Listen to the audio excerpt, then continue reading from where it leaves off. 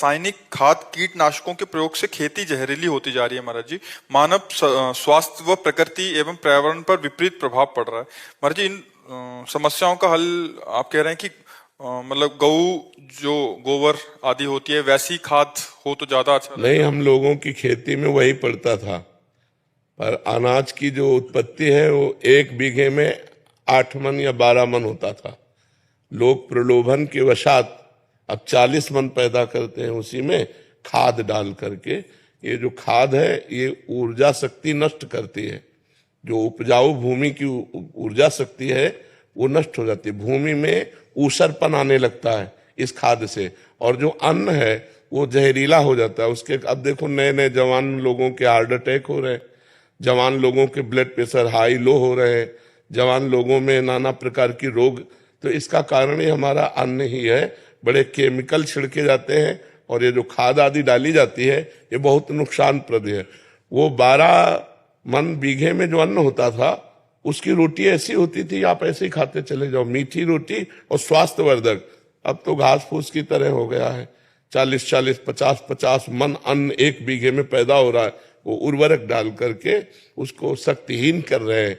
अब अगर 2 बोरी खाद डाल दी और अगले साल मत डालो तो बाली नहीं आएगी।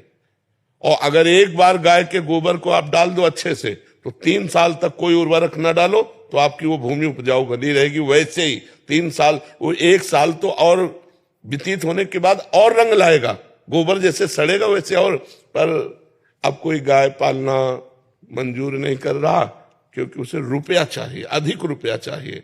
तो अमेरिकन या भैंस यही पाल रहे। अपनी देसी गाय जो है 2 लीटर, 4 लीटर, 5 लीटर, मुझे लगता है इससे ज्यादा तो देसी गाय दूध देती नहीं। महाराज जी, मैं खुद किसान, मेरा ऊसर खेत था, घास का एक तिनका नहीं था। गाय पाली, गौमूत्र के लिए पक्का बनाया, मूत्र इकट्ठा किया, गोबर गैस लगाया। गोबर गैस की स्लरी डाली और गौमूत्र डाला तो आज रासायनिक खेती से ज्यादा पैदावार हो रही है। और पूरे देश में 40 लाख से ज्यादा किसान हैं जो रासायनिक खेती से ज्यादा पैदावार कर रहे हैं और उसमें जीवामृत बनाते हैं जो 3 दिन में बन जाता है गोबर गौमूत्र का। तो जो गोमय बस्ती लक्ष्मी कहा गया है वो इसमें है। और एक साथ 100 तरह की फसलें लेना, तो वर्षा हो चाहे अतिवृष्टि हो चाहे ओलावृष्टि हो, फिर भी 25-50 तरह की चीजें लगी रहेंगी तो किसान का नुकसान नहीं होगा। जो प्राकृतिक आपदाएं आती थी तो किसान पर मतलब नष्ट हो जाता था। अब वो स्थिति महाराज जी नहीं है।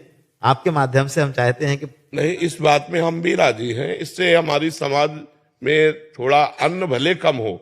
महाराज जी इसमें ज्यादा पैदावार हो रही, लोगों को जानकारी नहीं है बस। अच्छा, हाँ, हम लोग जो लोग आधारित खेती कर रहे हैं वो एक साथ साल भर में 100 तरह की चीजें पैदा कर रहे हैं। तो टोटल प्रोडक्शन